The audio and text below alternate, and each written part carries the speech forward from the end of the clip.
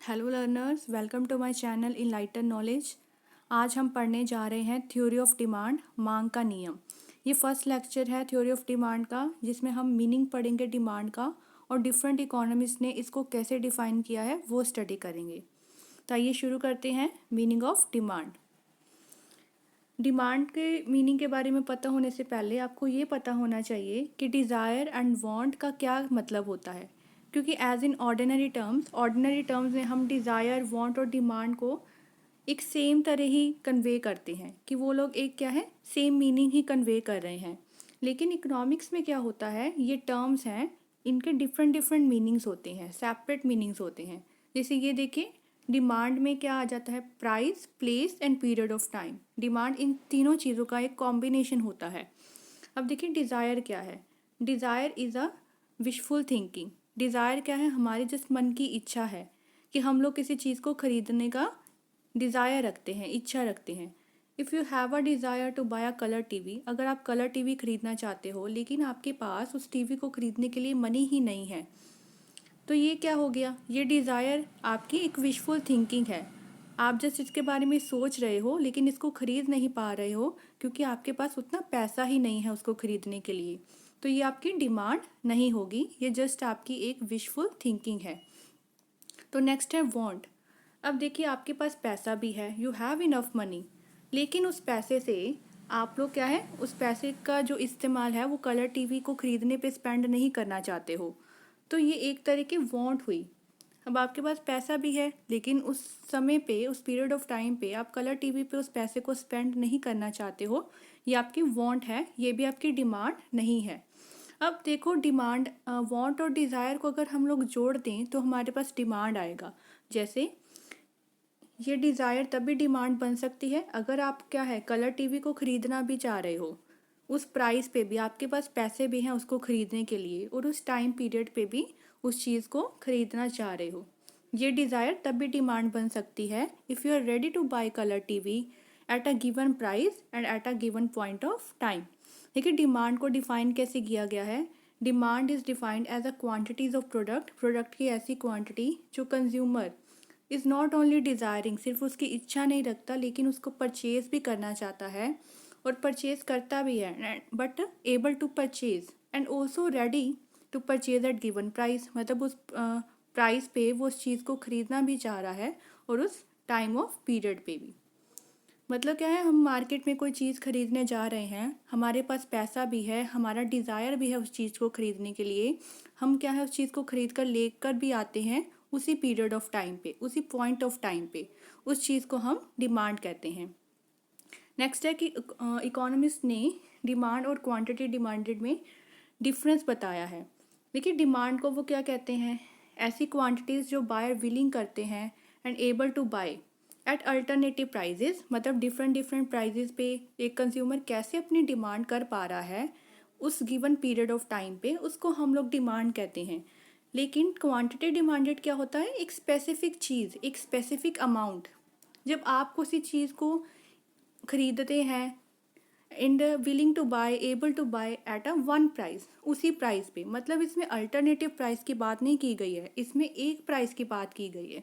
For example, a consumer ability and willingness to buy 4 ice cream at a price of ₹1 पर ice cream.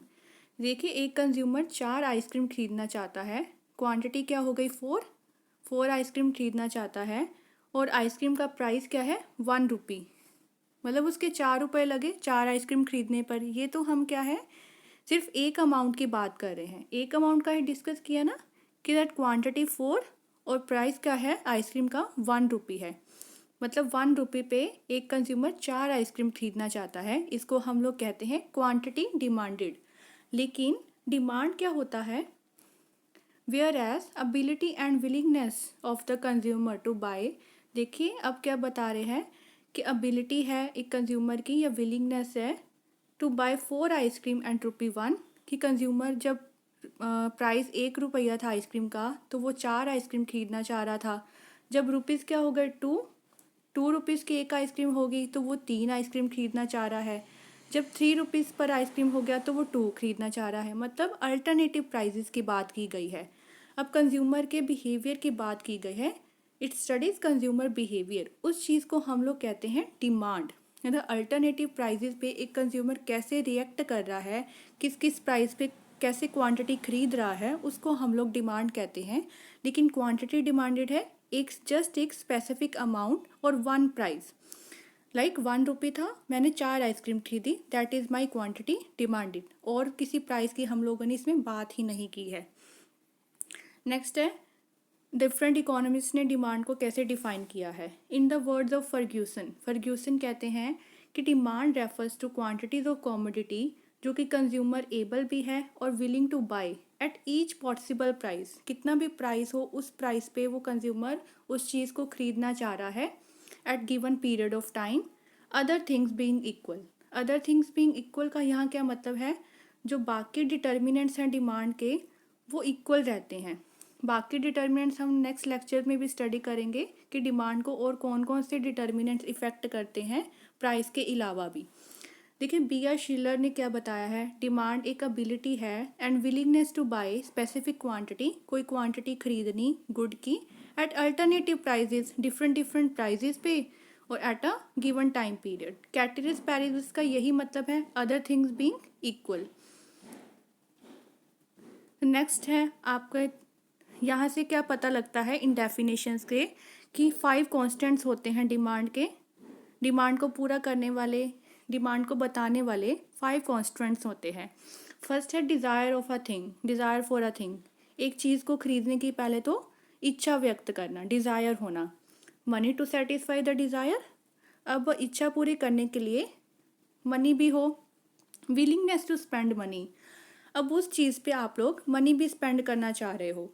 फिर relationship of the price and quantity demanded, कितने कितने price पे कितनी कितनी quantity demand कर रहे हो।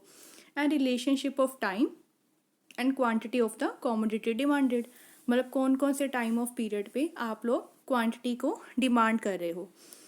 तो इसमें हम पूरे लेक्चर में हमें यही पता चला है कि डिमांड को हम लोग कैसे एक्सप्लेन कर पा रहे हैं। डिमांड वही चीज़ हुई, कोई चीज़ आप लोग खरीदना चाह रहे हो, एबल टू बाय, डिज़ायर भी है उस चीज़ को खरीदने के लिए, आप खरीदते भी हो उस चीज़ को eight a given period of time, उस चीज़ को हम लोग डिमांड का नाम देते हैं। आई होप आपको क्लियर हो गया होगा। अगर लेक्चर पसंद आया हो तो इस चैनल को सब्सक्राइब कीजिएगा, like comment and share and press the bell icon, ताकि आपको हर वीडियो की नोटिफिकेशन टाइम टू टाइम मिलती रहे। Thank you.